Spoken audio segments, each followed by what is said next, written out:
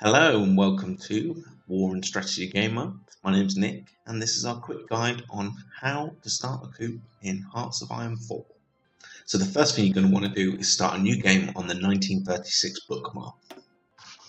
So for our starting nation, we're actually going to pick Sweden. This is because we've got Norway and Finland to the left and to the right of us.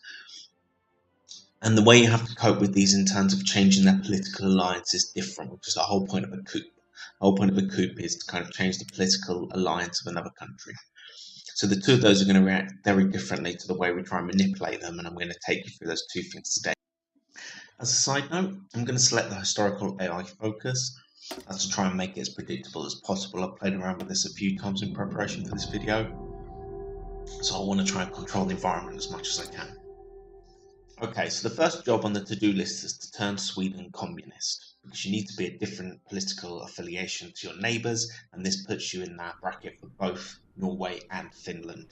You could go fascist, but what I found is if you go fascist, what tends to happen is you annoy Great Britain and start World War II in 1938, because we're declaring war on Finland.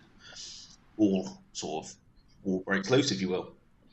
So you want to go to your focus tree, go all the way to the right and select political effort. Now what this is going to do once it's completed, it's going to give you 120 political power. Now you add that to your naturally accrued political power, it's going to allow you to buy a political advisor, and that political advisor is going to increase the popularity of communism within your country. So with political effort now complete, I'm going to go through the process of buying that political advisor. If it wasn't already obvious, I'm cutting out massive chunks of this video where I'm just skipping forwards at 5 speed to get through this early stage of the process. If you're a complete beginner when it comes to Hearts of Iron 4, what I'm showing you on the screen right now with the cursor is where you find out information about your political power. And on screen right now is the steps you need to do to buy a political advisor. As previously mentioned, I'm going for communist. The in-game clock is the 11th of March 1936. We'll see how long it takes for me to become a communist country. Once you hire a communist political advisor, you're going to get some new decisions come up in the decision screen. Do not ignore these, they're going to help you boost the popularity of communism. My advice is not to stage a civil war, but to invest in the political points to the point you can have a referendum in your country and sort of have a peaceful changeover to communism. So at this point, save up your political points and invest them into the decisions. So what you can see here is the pie chart that gives my current amount of communist support, and you're going to see the modifier due to the political advisor. I've now got enough political points to invest in the decision, so let's go ahead and do that. That opens up 2 new decisions. Hold a referendum and discredit government. Discredit government will obviously help boost the popularity of communism. You can't actually hold a referendum until you've got over 50% support for communism in your country. It's obviously advisable to hold enough political power in your pool, so when this decision becomes available, you can select it straight away. So as the popularity of communism rises, you're going to get these events pop up. Be very careful with these events because some of them will have 2 choices. One of them will boost the popularity of communism, sometimes quite significantly, and one of them will reduce it. So be careful, read through your options and select the right one. So for me, it was the end of September 1936, to the point where I got a series of these events which significantly boosted communism enough for me to hold a referendum. Hopefully I'm going for these options slow enough to show you, but it's just to give you an idea of what to expect. I'm also trying to point you towards the MIs, the stats and statistics that allow you to manage your Hearts of Iron game. So with this final decision, it's going to give us enough of a popularity boost in communism to hold a referendum and turn our country communist. With that, what we're really going to need to do is we're going to need to start to boost production. This is because coups require equipment.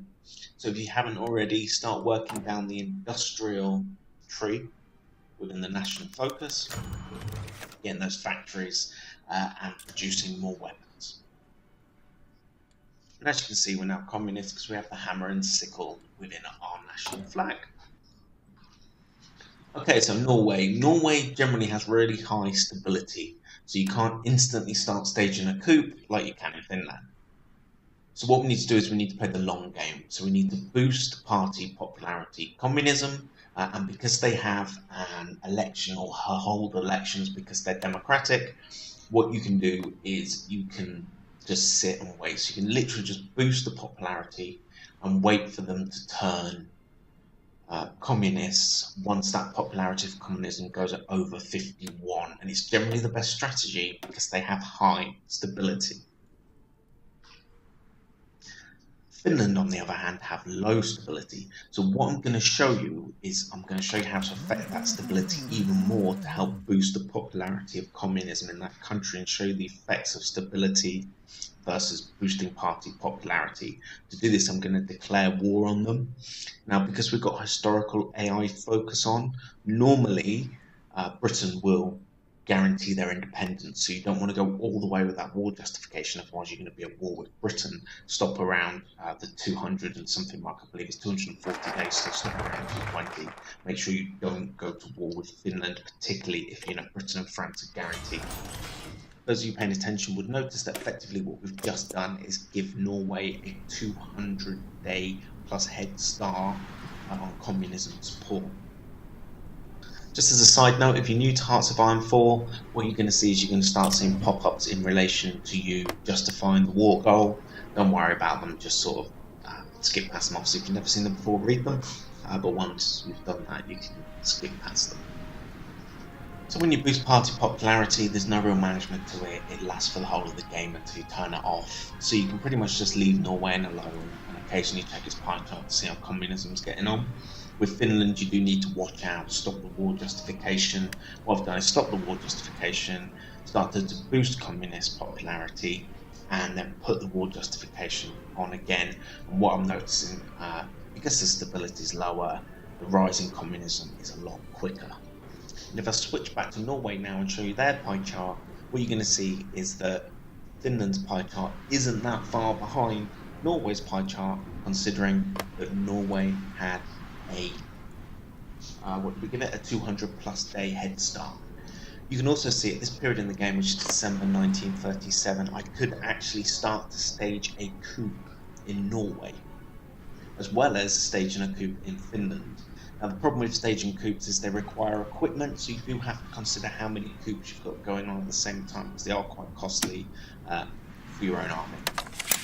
It's also worth noting at some point shortly after this, and I didn't quite clock when it happened, but Norway got a crazy stability boost, something like 15% from an event. So it's worth bearing that in mind.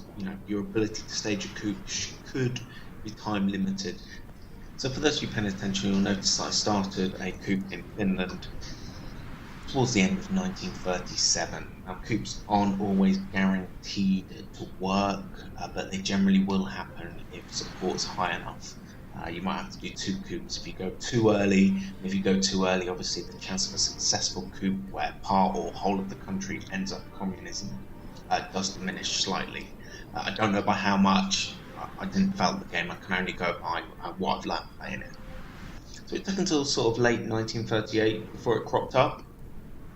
But eventually, Britain, Czechoslovakia and France did back Finland's independence. And in 1939, we finally get our coup with Red Finland declaring war on Finland. And you can see that Red Finland's got the hammer and sickle in their flag, which determines that they're communists. Now the communists are fighting Finland. Now, it was actually unsuccessful, so the war didn't rage on long. Communists were defeated quite easily, and with that, the popularity of communism fell. So it's worth bearing that in mind, and that's probably because we went a little bit too early on this coup, but I have had it happen successfully before, where we break off part of the country, and actually that's how I got the achievement for uniting Finland, Sweden, Norway, and Denmark. Is I kind of took over Denmark, took over Norway, and then did this coup on Finland. So you can see here Norway's crazy stability. So there's no way we're going to be able to do a coup in Norway. Even if we start justifying war goals, we're not going to be able to drop that stability. So the only thing now to do is sit and wait until their next election. Hopefully we get communism high enough. The next election is in October of this year in game. So let's skip ahead. So So just quickly before we find out the fate of Norway, I forgot to mention that when you're giving equipment to a coup, you can actually set a priority. So you can deprioritize the equipment, or you can improve the priority of the equipment going towards the coup within sort of the normal equipment tree for your own reserves and upgrades. And I'll show you this now. So as you can see, the red in the pie chart is why we want it for Norway, and blink and you'll miss it, and there you go. No equipment used. Norway's now communist. We can join a fraction with Norway. So that about wraps up what I wanted to cover today. If you feel I've misled anyone, you're kind of angry, then in the comment section down below, let people know. If you think there's any inaccuracies in this video. Also, please let me know if you want to see any other videos or anything else you'd like me to cover. Thanks for watching, and goodbye.